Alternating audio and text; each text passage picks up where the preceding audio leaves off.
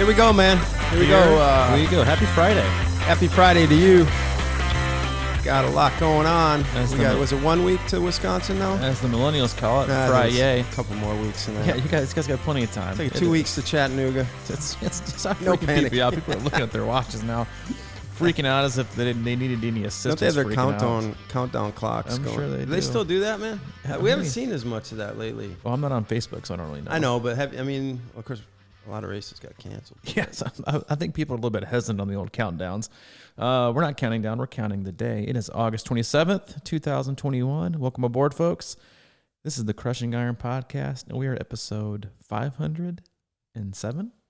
Yeah, 507. So I thought I had to double check before the cast. It is a Friday. It has been it has been a hot, blistering week here in Chattanooga, like insane. And I know it's been relatively hot, obviously, all summer, but this has been the hottest week I think we've had all year. I'm hoping for a cool down to see some next week. It's going to be in the 80s, which is promising. It is. High 80s, which is going to feel like cool and crisp compared to what we've had this week. It's been hot everywhere, which again, we talk about this on, I think, every podcast last 2 weeks. It just makes for I think a lot of people are starting to reconsider the timing of their big races of the year when they have to do the majority of the bulk of their long distance training in, July and August, and the hardest. I think you're one of those people. The hottest time of the year. It's been. I went outside yesterday when I got home from work and put on a long sleeve shirt and long pants, my hat, the new C26 kind of like elastic run hat, and I went out back behind our our backyard. We have a little a photo shoot. No, definitely not a photo shoot. I was doing yard work. I was clipping and cutting branches and limbs. I'm trying to clear the back so I can get my view back. It's starting to kind of like go higher and higher, and then you're gonna miss like the beautiful foliage. So I'm doing some cut back, and I came inside and I stopped because I was starting to get a little bit too hot. Like I think I was like borderline. I think the feels like was like 104. And I was just drenched. It's just hot right now. So make sure you're taking care of yourself. Make sure you are hydrating, fueling. It is a busy time of year for everybody. It's your first time tuning in. Welcome. We appreciate you giving us your time. We know you have a lot of options in the triathlon podcast universe and just podcasts in general. We know your time is valuable. So thank you for tuning in today. We cover it all. We cover triathlon. We cover life. We cover swim, bike, run specific podcasts. We do race recaps. We do race previews. We have on guests when we feel like it. But for the most part, Mike and I, as coaches and athletes ourselves, best friends, we've been doing this podcast for, a long time, 7 years or something like that. 500 plus episodes, twice a week. We got a lot of content, and that content is usually driven by what he and I are going through, again, as coaches, athletes, and just people ourselves, and still trying to figure it out. We will often always go into our active athlete page, which our current athletes use, and kind of check the vibe from them, as Mike and I both work with a bunch of athletes around the globe. Yeah, we did that today. Got a lot of great feedback. Yeah, no vibe. We're kind of back to square one. Which I think we get that question a lot is, we have a hub and training facility here in Chattanooga, but I would say that 99% of the people that visit it come from out of state. That's the same for our athlete rosters. Most people live outside the state of Tennessee. We'll use them as the kind of the drive the conversation, the topic for today. We'll go into our Facebook group, which is Crushing Iron Group, if you want to be a part of that conversation and kind of see what they're thinking in there. Sometimes we'll do Q&As. But that's it. For the most part, we just kind of sit back, relax, have an open, honest discussion. We have no ads. We have zero sponsors. We have one agenda, and that's to keep you happy and healthy in your endurance sports journey. Exactly. Yeah. So if you're looking for coaching, go to our coaching tab at c26triathlon.com. And the club is still open, which I'm running, and we're still getting a lot of people in there. It's seen a resurgence. It's good for a year, and basically I lay out your training plan around your races and things like that. Let's be honest. 'Tis the season. Because this is, and I think I've talked about this, and you and I have talked about it off air quite a lot, is that August, mid to late August, is panic season for a lot of athletes who have signed up for October, November, Ironman Cozumel, Florida, Arizona, even some of the later October races. And you kind of start off the year with like, I got a while. Like my big race isn't until November. I've got 9 months, and I got time. Then it's like I got 6 months. Like I got plenty of time. It's like I got like dude, 4 months. Like I've got a lot of time. And then all of a sudden it's oh shit time. Oh my god, like I'm behind. I've been putting things off too much. In May, June, July, everyone thinks and has a plan. They're sticking to it. Summer's going. They got a little bit more time than usual. It's a great time of year to train. Everybody's feeling like optimistic and everybody's driven and we're right on schedule. And then life happens and life gets back to school's in session. It's a hot time of the year, and then your race gets close and you're like, maybe this cookie cutter training plan isn't working out for me. Maybe I'm behind. I don't know really how to fit things into my own schedule. I need help. This is like late August, September is when we always get like a lot of people to reach out. They're like, hey, I don't know if I'm gonna be with you guys long term, but I need you for 3 months. So please, let me know if you can help out, because people start to feel behind. Because again, like you can procrastinate so long until you think that you're no longer, like you're just behind. And so if you're one of those people who's kind of nervous about your preparation or where you are, obviously you can check out the club. It's a great option, but also check out our stable of coaches. And you want to check out what's involved with our team and our community. You can always also follow us on Instagram with C26_triathlon. Mm-hmm. Nice. Thank you. Yeah, you said we've been doing the podcast for 7 years, and I think you're about right. We've only been recording it for about 5, though. That's true. We've been kind of doing the same exact thing in coffee shops around the Mid-South, but Mid-South, basically 2 cities. Yeah, all over the Mid-South. Yeah, all over the Mid-South, like all over the 120-mile corridor that is I-24. Yeah, East Nashville, Green Hills to Chattanooga. I did have one thing I want to say about heat. I have a theory. Oh, I know it's hot. Are we going to like the sunscreen is bad for your skin? It's because you've gone there before. I've gone there. I think sunscreen is bad for your skin's breathing. Okay, yeah. Can you go there with me? I don't know if I can go there. But I mean, I think I just think, like, I know we have a tendency to really lather it on. I think maybe just a real small layer was good. But my theory on heat, and I mentioned it in the video. I've been doing some countdown videos for Chattanooga in the online hub, which comes with being an active athlete or club membership. We have hundreds of videos in there and stuff. And I've been trying to do like a countdown thing like we used to do a little bit. I'm getting back in the groove of that as well. But anyway, I was mentioning, I do think though that, back in the day, we used to kind of drive around in our car a lot without the air conditioning on. I think there's a definite softness to what's going on in the world. We're always in air conditioning, and the contrast between the heat and the air conditioning is becoming more and more pronounced. I think there's some to it. And the hydration, I think most people are chronically hydrated, and especially triathletes. Chronically dehydrated. Dehydrated, yeah. And I think that I think it plays a little part. I think you can, ward that off a little bit by being a little more hydrated. I'm just noticing it. I gotta say something. You'll come around. You'll be like, you know what? No, I'm not about to disagree with anything you just said, but it's always fascinating to me that you and I can somehow be on the same wavelength with pretty much like a topic without even discussing it. I had this internal thought, like dialogue with myself yesterday afternoon, and I actually said to myself, "You're getting soft." I said, "You are getting soft." I have been through resilient times in my life for sure, and I got on this topic because I was sent an article about resiliency, and then I was just thinking about just life in general, and the fact that last year and this year and every year of life, like hopefully teaches you to be resilient. It doesn't teach you or open up doors to make yourself numb, right? And that's what people do a lot. They make themselves numb, they distract themselves. And that's what I think is a huge issue with society right now, is that they're like, so when I was saying to myself, I was like, you're just getting soft. Like I was actually, before that, it's like interesting. You can think about like one thing and then it like takes you down this like random rabbit hole, and you're like, how did I even get here? Just like, one thought lead. And I was thinking about the ranch and how my time there, and because I got to think about it because I wonder what people are doing there right now, because it got swept away by the floods and they were displaced. And I was like, man, that would be like devastating to me.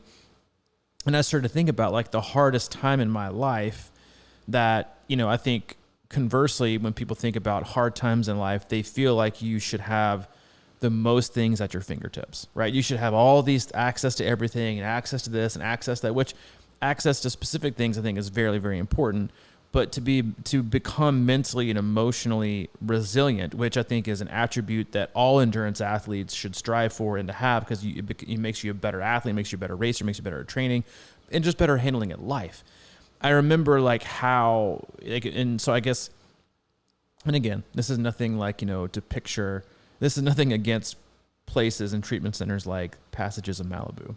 But when I look at like the places like Passage, because I was in treatment for 90 days, but the Passages of Malibu places, they have like spas and massages and pools, and you get like TV and like all these things. And I'm like, God, like I would feel like I was on vacation. Like that to me, I'd be like, you want me to leave? No, I'm staying. Like this is actually pretty cool. Like I'm going to sit here. I'm sitting by the beach. I'm hanging out in Malibu, California. And like, I'm good. I might not be able to afford it, but let me see what I can do. And I always thought like, that's not for me. Like I can't function there. And then I think about the place, like I went like the ranch that was in middle of nowhere, Tennessee, beautiful place, but you weren't allowed anything. You had no phone, you had no TV, you had no laptop.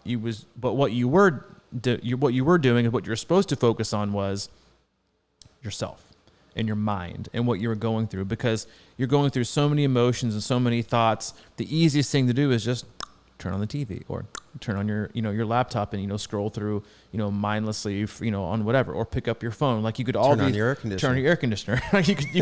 you could do all these things that are going to distract you from what you're really thinking about or what's really bothering you. So you never really come to any conclusions or answers, because you just find the next thing to distract you from actually thinking through things. And I was like, it was so simplistic out there, and how like my daily thing was I got up and I wrote letters, and then you did things and you hung out, but there was nothing. You had no cell phone.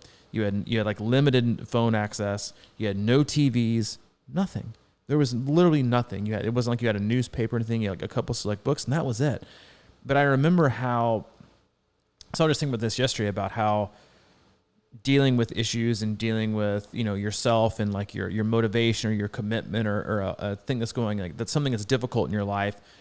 We think about it, we think we want to do better at it, and then we like go off this rabbit hole of like, how do we distract ourselves from like figuring out ourselves? We think, oh, I can buy this, or I can buy that, or I can subscribe to this, and this will help me. But it never really propels us to action, which is what I think we need to do with all things in life, is put things into action, into practice. But all that oftentimes takes a whole lot of hard, like patience and self-reflection, to take that time to not just look for the easy way out, or, you were saying like, crank the AC up, or, find the coolest, most calm conditions, or sit inside, in my pain cave with, my refrigerator, my Perrier water, and my, with a couple limes on the side, and, my air conditioning, everything's perfect. And you look at like race day and you're like, that's not really how it works. And then you wonder why people tend to crumble very easily on race day, or why your rides don't go perfectly, or you can't produce the same amount of powers, because like you're doing everything in a controlled environment. We're getting soft. We're getting soft.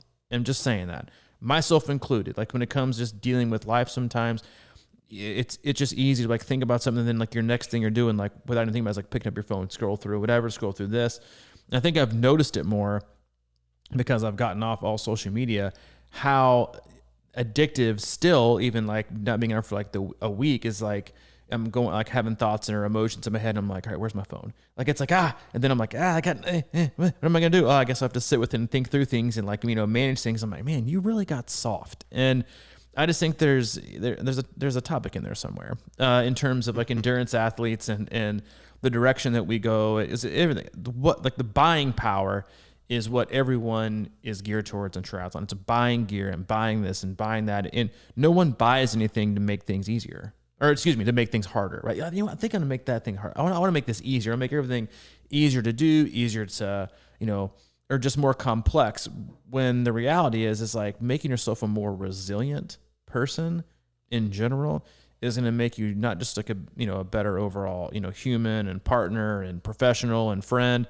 It's going to make you a better athlete. And so I think instead of looking for ways to make everything in your life easier and more of a distraction, same with your training, we should, I think, look oftentimes for things that are going to challenge us more, that we don't necessarily think and know are going to lead us to victory, or to a win, but are going to lead us down a path that can hopefully challenge us in a more of a non-competition type atmosphere, to where it's going to make us an overall better us, right? A better version of ourselves that can then be the best, whatever, triathlete, runner, cycle, swimmer that we really want to be. Well, I think we're all, including me, I have my soft moments, certainly. And now I think there's a limit as to, well, it's like getting in shape. You have to, train yourself to be harder and tougher and stuff like that. I don't think, like for me this year, it's been, and I'm kind of like this in general. I turn it up late in the Ironman season, and that's when I'm like, okay, I've got a window of 6 to 8 weeks where I can handle that, and I'm gonna be able to suck it up. And it's just a quick sidebar. Is like when you're saying the long sleeves and the pants. Some of the toughest guys I know are out building this condo next to us. They're out in the heat every day, all day, in long sleeves and pants. Yeah, and sometimes like hoodies and hats. And hoodies and hats. So it's like, okay, that to me I guess really sums up my point the best. Is like, and we're looking at them in like our 74 degree, air conditioned hub. I'm just like, they're up on the roof, and they're shingling and just building the frames out and things like that, and they're just out there all day. So that's obviously they're tougher. Yes. Like if we had to, like I walk the dog like for a half hour, and I'm like, Jesus, I'm fried, and then, but they're just still working, and they work all day and all night. So it's like crazy. But when I think of soft too, it's like, I think a lot, I'm going to just throw that. I think soft training in a lot of ways sometimes is looking at miles an hour. All right. So like, what I'm thinking right now is like, right, I'm doing Chattanooga full, and what's the toughest part of that course? The run. A lot of hills. Easily the run. A lot of hills. I remember last time training for it. I remember I was working on my longer running, and so I'd run in Nashville on the Greenway a lot, and I would just try to get time on my feet and run miles and miles and miles. So this time I've just been not worrying about the distance as much, but I've been trying to get these hills. And you know what? That does not reflect well on your Garmin, in your Garmin Connect or whatever, Ruzi or whatever. Yeah, Ruzi. But you know what I'm saying? So like I've mentally gotten to the point where I know within my workouts, and even my bike workouts and my trainer workouts and things like that, I'm working on things that matter for the race, not working on things to show out on my Instagram or whatever. Not that I would do that, but it's like, so do you know you're doing work, or are you just kind of like cruising and trying to be, do your race today kind of thing? Like last night I got on the trainer, I was telling you, and I thought it was an hour and a half trainer ride. And I got on there and I kind of looked it up, and I'm like, shit, it's 2 hours. But, the meat of it was within an hour and a half. And I'm like, I could probably just go 1:30. And then, but I'm like, okay, no, because I've committed the last 6 to 8 weeks to following this through. So I sat on there, and I really had to find that like a mental reserve to get another 40 minutes out of that and just find a groove. And also in a way that wasn't going to shred me, because that's the other thing I have to really watch out for. I found a nice, comfortable, easy spin, and I'm like, it's hard to sit there and go, wow, this can't be doing anything. Well, yeah, it is. So I'm working on a little bit of a higher cadence, an easier gear, and just kind of spin and get my legs used to going. And all of a sudden I'm just 2 hours in on this hard seat and dark room in the hub at night. But yeah, so those are I really try to flip that switch. And I think a lot of people definitely do it. We all do hard things, but there's things you should and shouldn't look at when you're training. And miles per hour to me is 100% the most overrated thing you can look at when you're training. Because it's in pace to a degree as well is, and I work with plenty of athletes that obsess about miles per hour, obsess about pace, and it drives them to the ground. Like we talked about this so many times, but I think it's always worth kind of a refresher for everyone, is that this time of year is the greatest example, right? Like, if you're running 9-minute miles right now, in 3 months with the same effort, they're going to be like, low 8s to high 7s, right? Because it's so insanely hot, right? Mm-hmm. And you also don't look at the entirety of what you're doing. Like it's in the miles per hour is the same way. Like you have athletes that are, I rode, 20 miles an hour for 5 hours today. I think that's going to put me on this for, even though the terrain's different, the wind's different, the temperature's different, you might have been drafting the entire time in your group ride, unless you did it solo. There's just so many different things. Like to me, effort and execution, effort and duration to me are the two biggest factors in being successful with whatever training plan or whatever coached week you have going for you, is about duration and effort. Because those are the two things that you can control. And that's why, like, a lot of times people will ask, why do you give running by time? Why do you give biking by time? Because the same thing. It's the same equivalent of, miles per hour, because that would be by going by distance. If I give you 5 hours of ride time, I can control the intensity and the stress that you're getting because I know I'm only giving you 5 hours. If I told Joe Blow in, the hills of Georgia to go do 5 hours, to go do 100 miles, it might take him 7 hours to do. If I gave it to Sally Mae in Destin, Florida with pancaked roads, right, it might take her 5:15. That's an hour and 45-minute difference, okay? So that's just a huge way to get you to get you way off of balancing stress for the amount of stress you're supposed to have for the day. Same thing goes for running, and it's even worse for running. I could give you Mike Tirali. All right, Mike, meet me at the end of the Greenway, in St. Elmo, and we're just gonna run an hour easy. We're gonna run 7 miles, 3.5 out, 3.5 back. It might take us, an hour, hour and 2, hour and 3 minutes. But if I said, all right, Mike, I want you to meet me over at, Mean Mugs, and we're going to go run Barton and back, it might take you 15 minutes longer, right? And honestly, like if I'd have said, all right, Mike, meet me at, 6 a.m., which I wouldn't, 6 a.m. and run that flat Greenway, you're looking at 70-degree temps and lower humidity and maybe still a higher dew point. And obviously it's going to be the heat's the biggest thing. But then if I said, all right, meet me at 1, okay? And we're going to go run a Hillier route that's also 100-degree heat. It might take us 15 to 20 minutes longer. Much like, that's not that bad. But you think about it, the percentage of the run that we wanted you, it's like a 25 to 30% increase in time and stress. Mm-hmm. And think about doing that 2 to 3 to 4 times a week. Same thing with riding. People do the same thing. I do yards and swimming, but the other two, it's about time, because it's about effort and time. That's what people do too, like who are obsessed about treadmill pace. I'm like, there's not a watch on this planet, nor a treadmill on this planet that I 100% have faith in. It's kind of like people put their watch on and go swim open water, and I'm like, I don't have faith in that either. Zero faith. Zero faith that is actually accurate. But and I always say this, what matters to me, and I do this to myself, is what effort you were doing and how much time it took you on the treadmill. If I give you an hour, do it by effort and just click that. I don't need to know the exact miles. I don't need to know it's off, because the people overanalyze and over-obsess about these small things, but in the big picture, it's irrelevant, right? It's not going to mean anything.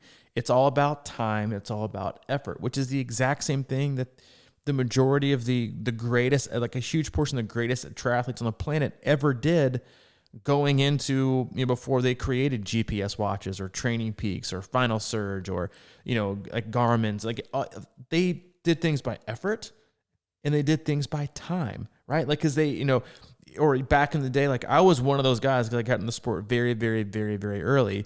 And my mom actually sent me, like, she's moving, she sent me my plaque from, I got 3rd place in my age group at a race called Tri 101. This was back in, it was back in 2007. It was actually a pretty cool distance. It was in Bradenton, Florida. It was the first series of its kind. And actually, obviously, it didn't work out very well. But it was a 2-mile swim, an 80-mile bike, and then I think like an 18 or 20-mile run. It was a good tweener. And anyway, I was like, man, I've been doing this for a long time. But before that, I didn't have a GPS watch. And so if I wanted to run 5 miles, I would leave from my house. I would drive it in my car and look at the odometer and see how far I went and then come back. Like that's what we did back when I was, started out. And now you look at things and you're like, oh my God, like your watch can like tell you where to turn. It tells you how fast you're going. It's like all the thing that matters most is your effort and your execution. And then if you want to filter it into the terrain and the temperature and the conditions, do that first before you even get to the pace or the miles per hour. Like those are things that are just results that are spit out from the conditions and your effort and your execution. Well, yeah, I should point out that my 2-hour trainer ride last night was, I didn't have power hooked up or anything. It was just a ride. It was 100% effort, and I just hit my Garmin, and it's like this empty fields that go into Training Peaks. And I actually kind of like that because I knew, I just, I've always been that way. I've always had that chrono kind of vibe about me, and there's ways to kind of use chrono, I think,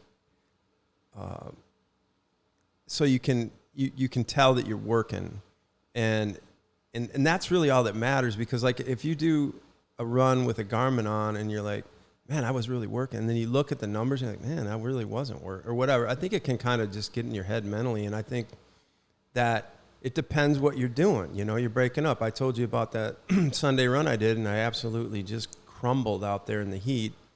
And that was Sunday, and I was running part of the course, and I ran up, Battery Lane there? Mm-hmm. And I could not believe how weak I felt. Of course, it was on the back of that ride I had, and there was other factors, but it was super hot and whatever. And then 3 days later, I ran over there again, and I was running up that same hill, and I did some repeats on it, and I was like, man, this is easy. It was like a weird thing, like if you want to go out and that's another thing I always think about is like how we can be one person one day and then 2 days later be completely different. Mm-hmm. And that's why it's really hard. It's almost like, what do you always say? You got to be like a cornerback. Short memory. Just short memory. Just let that stuff go, because how many of us just think, oh my God, if I hadn't, and I get it though, because if I hadn't had so many races under my belt in previous, I could see how a run like that would really be like, I'm not going to make it. There's no way I'm going to make it. I'll make it, but it will be the worst day of my life. Who we are every day is one thing, and then what we're going through one day versus like in 2 weeks from now is also insanely different, right? Mm-hmm. Like not just how your body and your fatigue is reacting and responding or adapting to the training that you're in, but also like all those same things can like have to be filtered through life first. Like we say, like I just said a minute ago, you take your effort and execution, then you filter it through, the conditions, the heat, the cold, the wind, the terrain, and then what gets spit out is, the miles per hour, the result, the data. And the same thing goes for life. And like that first has to get us to the start line of our training session to do those things is you filter it through how much sleep did I get? You filter it through, how well did I hydrate? How well did I fuel? You filter it through life stress. You filter it through relationship stress. You filter it through your kids' stress. You filter it through life stress. And then what gets spit out is the person that's now has to go out and refilter through effort and execution and then conditions. So you think about all these filters that goes into spitting out a pace, because again, it's not always training related. It's not always heat related. A lot of times it's just life impact related. Right. And the athletes can become so short-sighted and so like narrow focused on meeting a time goal that they just honestly irresponsibly place empty expectations upon themselves that come from nothing, that come from just, they come from your ego. Okay. Or they come from comparing Joe Blow's Strava segment down the street, or so-and-so's, or Sally down the street who's, 33, who lives alone, only has a cat, has a 9-to-5 job that's pretty standard. Oh, and she works from home, but she gets up 5 days a week and she runs this amount of miles, this pace. And you compare that to, Jill, who's single mominate with 4 kids, okay, who go to school, who's, been battling back from being sick or being injured, trying to get her life back on track. That's the same person that's comparing themselves to this other person. And it's insanity to continue to have that mentality to and projecting those expectations and comparisons to yourself. It's totally unrealistic and just blatantly unfair that we continue to do those things and continue to go down that road. And then you heap on everything else that you're trying to do with training and volume and expectations to complete this race or not complete this race. And then what are you left with? Like a failure because you didn't hit a 9-minute mile today, on a route that you've hit it before, and not going back and thinking through like what may have led up to that thing. That's why it's just like the greatest gift you can have. And it's not just a great gift, it's just a great perspective. And the best athletes that I work with, again, not the best athletes in how faster, but the ones who have achieved and who currently achieve the most and get the most out of themselves, and who are the happiest, who have seen, tremendous longevity in the sport, they just kind of, it kind of is what it is today. Moving on to the next one, went out, put it out. Some days are good, some days are bad, and most of the days are in between. It just kind of is what it is. They're not the ones that write 16 paragraphs about why today wasn't great or why today wasn't bad, because all of that mental energy in your head or the negativity, it flows through your body. And you know what it does? It repeats itself to another bad, self-critical, negative, comment-driven workout, because the more negative self-talk you produce inside your head, the more negative results you're going to get. You're not going to see an athlete like, you know what? I had the best training going into this race. I talked shit to myself all the time. I was self-deprecating. I was so negative. I really beat myself. And you know what? I got this best result. No, those are the people who drive themselves in the ground, because it just continues on in a vicious cycle of negative self-talk, self-criticism equals bad workout, right? Or they try so hard to flip that script and to force a great workout into what's obviously not probably going to be a great workout. And then they dig themselves such a huge hole, then the next 3 or 4 workouts are way back, or just go back to, that didn't feel good. I don't have the legs. You're like, it's not you didn't have the legs, it's that you were just irresponsible with what you had for the day before, and now you just have to take what's given to you. Mm-hmm. I like to walk the edge on that stuff, but I think it's important. Like, I've kind of been able to get my brain wrapped around the idea that I want to train well, I want to train effectively, I want to put out good energy, I want to do these kind of things. But for me, I want to have my best, quote unquote, training day on race day. Like, that's what everything in my head is kind of always focused on, is like, all right, I want to have my best ride on race day, I want to have my best run on race day. I'm not saying I've ever done that, but like, I've gotten close. I mean, I think I've had some of my best rides on race day, but like, it's important to me to be able to know that you're going down the right road and doing little things along the way that may not show out as something beautiful, but today that you did something. So find something. Even on that terrible run I had Sunday, I was like, okay, you got a taste of how the end of that race was going to feel, and we have to expose ourselves to things like that, and it's not a negative, it's a positive. We can talk about, I was listening to an interview last night with that Jocko Willink. Do you know who he is? That Marine or Navy SEAL? I'm sorry. I watched zero YouTube and listened to zero podcasts. Anyway, he was talking about, because he used to train jiu-jitsu fighters, and he said he could always tell when somebody was overtraining, because they're like killing it, and all of a sudden they come in one day and they get in the ring and they're just like flat. Mm-hmm. And he knew they were toast. He could see it in their eyes. And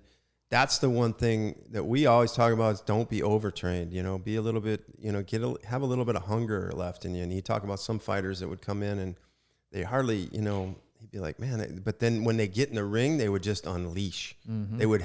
They knew they had it in them, and it was just a whole different person. So I always think about that, like, training versus racing, and how can you turn it up on that day, and what's that going to take, and how deep are you going to have to dig into the well? I mean, how deep is your well? And there's just so many things about training that I think if, over the course of it, so you want your race to be perfect, right? In whatever that means, ideally, perfectly executed, right? And if you perfectly, like, I think the pressure of trying to perfectly execute every workout ends up just really draining you over the long haul, especially if you don't, and all of a sudden it's like, oh man. and you don't look at it from the right perspective. If you have a bad workout, it's like, all right, well, that taught me something or whatever, and move on, instead of like beating yourself up and thinking that, you know, it's something that's going to really affect your race. I mean, it's, you know, 6 weeks away or 5 weeks away. It's like, it's not race day yet or whatever, all this stuff. And I've really been trying to remind myself lately that your legs are kind of shelled right now, and you're doing this on, you know, shelled legs or shelled arms in the pool or whatever it is. You know, that's the whole point of taper and recovery and things like that. One session does not make a great workout. And I think that's something that athletes tend to over congratulate or under congratulate themselves on. In that one, like when I look at a session, I first look at obviously the session itself, what was asked of the athlete, you know, and then before I don't grade it, but before I really take it to heart, before I really take it for what it is, you know, I look at what happened the 3 to 4 to 5 days beforehand. Correct. Right. And then I think, man, that was killer. Right. That, and it's like, man, like that's like, you did unbelievable during this workout, not just because you nailed an hour and a half session, but because the previous 5 days, I asked so much of you, you know, in training, that you were able to still spit out this, like, hello. Like sometimes I even do that with athletes because, you know, I'm a run volume guy, but I'm about doing it frequently here and there and here and there, and not just like, all right, 2 runs during the week and then just, you know, a run on your long run weekend. That's, you know, asinine. That's like 60% of your total run volume. Like I had a lot of athletes go through like a specific block that they may or may not even seen of themselves the last, going from like Saturday to Sunday, Monday, Tuesday, Wednesday. So you had like a 5-day block. And you did some athletes did like a long ride that morning, like a 5-hour ride. Some of them longer than that. They did a 45-minute PM run. And then the next day on a Sunday, they did a long run in the morning and then a complimentary run at night. So in that 24-hour span, some athletes got in close to 20 miles in 24 hours, right? And then they woke up the next day, what did they do? Hit the pool. Like they weren't shredded from doing a singular 20-mile run. Then they did, again, a run Tuesday and then double run on Wednesday. And so if you just look at like Monday, Tuesday, Wednesday, like, I've not really done that. I've still run like 20 miles this week. If you go back, I'm kind of like about pulling, you know, I'm like lifting up the curtain right now. I feel like if you look back to Saturdays and you just look Saturday, Sunday, Monday, Tuesday, because everybody looks like Training Peaks spits out like, you know, weekly run volume, which is so overrated because it's not about what you did during the week. It's about 7-day, 5-day, you know, micro blocks, like 5-day to 7-day blocks. So if you look at these athletes that did this, you look at Saturday, Sunday of the end of last week, and then the first 3 days of this week, Monday, Tuesday, Wednesday, they did 6 runs, 6 runs in 5 days. And a lot of them got close to 40 miles in these 5 days of running with no days off while continuing to swim and continuing to ride. I'm like, so when I look at workouts on like the Wednesday after you did long ride, a run, double run, swim on, you know, maybe a swim on Monday, then maybe a pretty hard bike still on Tuesday, another PM run, and then a pretty hard, like maybe even a tempo run Wednesday morning, then a PM run. I'm like, and you felt good on that? Yeah. Like that to me, it's not, so when they applaud themselves on like an 8-minute pace, I'm like, what am I seeing? I'm seeing like 730s, baby, because you're so fatigued. You've done so much that you're absorbing the training. You're doing so well. Like, this is great. So you can't, again, it's so hard to give ourselves like a pass and feel on one workout. You have to look at everything else before you really, truly, it's like saying you love a movie because the title.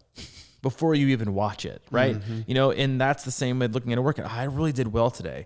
Well, maybe you did, but if you also took, and a lot of times athletes say this, I felt really great in the pool today, but should have because I took the last 2 weeks off. You're like, yeah, you did. So like, was it a great workout in the context of great workouts? Probably not. It was just you were just fresh because you haven't swam in 2 weeks? Or was it a really good workout because it came at the end of like a really hard 4 to 5 day block? So the same thing goes with bad workouts, right? Oh, I didn't hit my pace today on this Wednesday morning run. I don't really know why. And you're like, I know why. Zoom out for a minute, look at the big picture. That's why, because you're carrying an enormous amount of fatigue. So you can't just look at like a 90-minute session. You have to look at the 10 hours before it and then hopefully what will be the 10 hours after it. Mm-hmm. And like, yeah, how you've handled your days before that as far as recovery and things. I think that's really interesting. I mean, we get so lost in the forest. It's like this one day we're looking around. It's like, man, we feel overwhelmed today. But you've really accomplished a lot, say, in the last week or maybe the last year.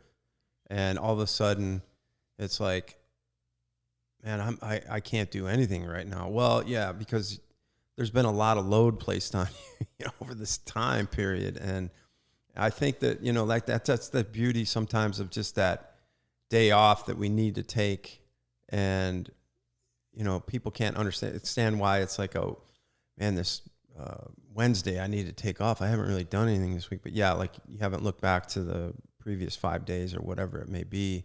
So there's just always, it's such a complicated puzzle. And with what happens in our lives on a daily basis that just kind of just goes overlooked, I think is a huge part of it. So, I mean, I'm really into this simplicity thing, and you kind of mentioned simplicity earlier. And I just think that when we get so caught up in the data of a workout that's 8 weeks out from our race or 12 weeks or 6 weeks, whatever it is, that can just add these little, doubts or whatever the case may be. And I really, I'm already thinking about the race and everything. I'm probably going to go chrono, and I'm just going to kind of ride. I'm really getting a good feel for how I'm riding and how I'm running right now. And I think that, how many times you've done this in a race where we talked about it at Ohio, actually. We kept looking at the watch, and I was like, shit, I'm going the same effort. I feel like I'm strong, but I'm losing ground. And I think that I just wonder sometimes if that were the case, if you were not really paying attention to that, if you could somehow turn it around, or if looking at that watch just puts you in the grave. You know what I mean? Like it kind of 1 foot in, you're kind of like, I can't do it. I can't turn this around right now because I've been trying the last 2 miles, whatever it is, even in training or something like that. Sometimes, it's the weirdest thing somehow how you can maybe 2-3 miles after you felt terrible, feel great. All those kind of things come into play. So it's kind of like, all right, just settle where you're at. I've been talking a lot about this, lock it in the middle of your race, just find an all-day pace and just stick there, because that may be 10-minute miles for somebody. And if they're not looking, that same effort may turn into 9:30s without even thinking about it. There's some beauty there of being free out on the course and just letting things take over. Be in the moment, and just most importantly, and I don't believe you can really truly understand who you are that day if you're staring at your watch, because you get so rigid, because you get so swept up in what it's telling you, and is it good or is it bad? To really not take the time to figure out, what do I have today? Is it really, really great or really, really not? Like some of the best races I've had, I mean, the 2 best runs I've ever had in a race, I ditched my heart rate monitor that I was wearing because I didn't like what it was telling me. Yeah, exactly. Because it was telling me it was telling me that I was going too fast, and I was like, but I feel effing good today. And I dumped it. I dumped it at mile 1.5 at Ironman Arizona like 9 years ago, and I dumped it at Augusta 70.3 when I ran, I think, easily my best half marathon. I think I dumped my heart rate monitor at mile 3 because I was like, I don't like what you're telling me. I was like, it was more of like, I disagree, right? I disagree that yeah. because when I race, and even like if I have it hidden, if I'm racing an open half marathon, not just open half marathon, but if I'm racing the marathon portion of 70.3, traditionally my average heart rate is up in the 170s. Like I just have it's like a high motor dude. Like that's what it's supposed to be. And I think I ran like a 131 or 132 that day. And I remember hitting and I was feeling good that day. And I remember looking mile 2 or 3, I'm coming around the corner. I'm like, man, like I feel good. And every time I just, look at my watch, I'm seeing heart rate's like 172, 173. And your first thing in your mind's like, slow down. Like, or alert, you're in danger. This is way too hard. This is way too, you're gonna bonk. And I remember thinking like, I disagree. Like I kind of like bullish. I was like, I disagree. I don't believe you today. And so I ended up taking it off and I handed it to somebody. Like, I don't remember I got it back, but whatever. And just ran and loved it. I've loved passing people. I loved feeling, and I loved feeling good. I didn't worry about what I was being told, right? I didn't have lap alerts. I didn't have mile splits. I was like, I feel good and I feel fast. I don't really care what else is going on right now. And I just think that's an important, not a skill, but it's, I guess, kind of it's a belief, right? That you know yourself better than your watch, that you know yourself better than literally any gadget that some random person company puts together 1,000,000 miles away. You know yourself better than that. I see it all. You hear about it all the time, especially in like higher level age group ranks and professionals. They're like, I just had it today. Like I biked way over what I thought I could do, but I just felt good. They didn't hold themselves back because, well, according to my game plan, I was only supposed to average. Like, they're like, dude, I had it today. So if you got it, you got it, and you better use it, because there are very few days where you race and you're like, dude, I got it today. Same can be said for, I don't have it today. But you force feed it like you got it, and then you end up really not having it because you just destroy an add-on another hour and a half to your race because you tried to beat it into your legs at the mile 20, and they're like, I'm not ready, when they might be ready at mile 90, yes. Right? They might be ready at mile 100. Like, and you should know this in training, that your legs come around, like, especially when you're building up fatigue and you're consistent. Like, you might go through, this is also a great sign as a coach when you read through Training Peaks comments and you think like, my legs didn't really feel good to start off with, but man, they felt better as we went.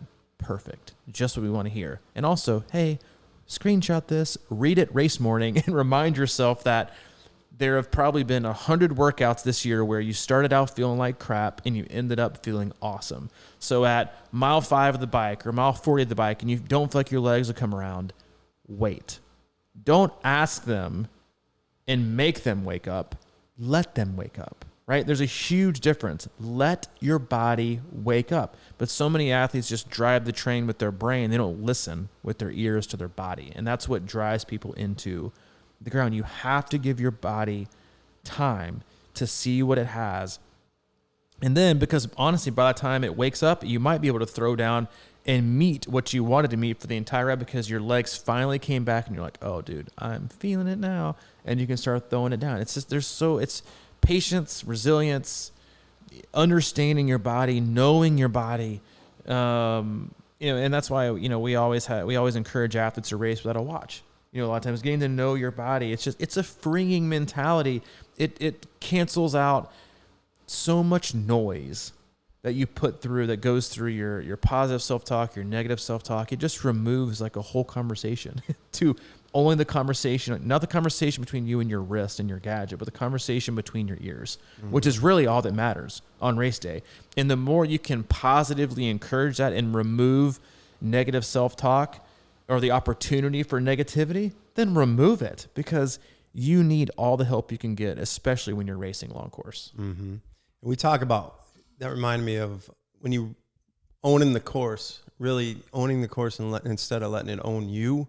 And once you're in that place, you know that what your body's ready for and what you want to do. It's like you're racing Augusta when you threw away the heart rate monitor. That kind of stuff, you don't want to let the course get in your head too much, and I would imagine on that day, you were just kind of like, those mile markers were just showing up, right? And you weren't kind of looking, man, how far is the next mile marker? When you start talking like that and you're looking at your watch and you're like the pace and you're like, man, I'm behind that pace, whatever it is. And then I think that all just weighs you down sometimes. And like, what I do if I race with a chrono, sometimes I'll hit lap and I'll just kind of check a mile here and there to see if I'm in the ballpark, because to me, I know I've been on that train for a lot lately, but I think that's so important because if I know I'm running at a pace I can keep and the clip that is going to be okay, if I can stick around, you know, if you can just stick around in the marathon and then see what happens towards the end and let your body wake up, like you're saying, maybe you got something left, maybe you don't, but you just got to stick around instead of force feeding early.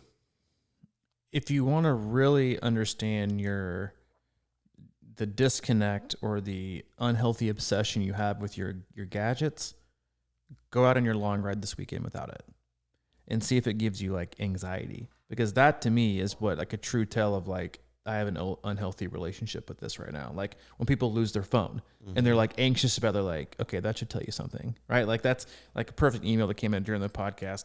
An athlete asked, hey, I've misplaced my battery charger for my pedals, my power pedals, so I have no power. Would you rather me do the 4-hour ride tomorrow on the trainer or go out on the road without power reading? Tammy, go outside, right? Enjoy.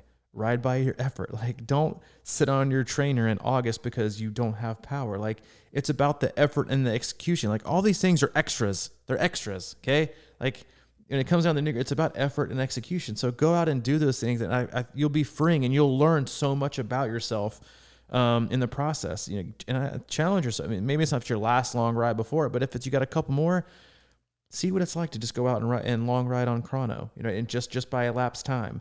You know, it's okay. Like you'll be okay. I promise. You can make it. You will be fine. You will still be. It'll still count. It won't show up on Strava. It won't show up on Garmin Connect. You'll have to hit completed as planned in Training Peaks or whatever you use. But people can still know that you did it. People will still understand. Your legs will know. Your body will know. Your fitness will grow.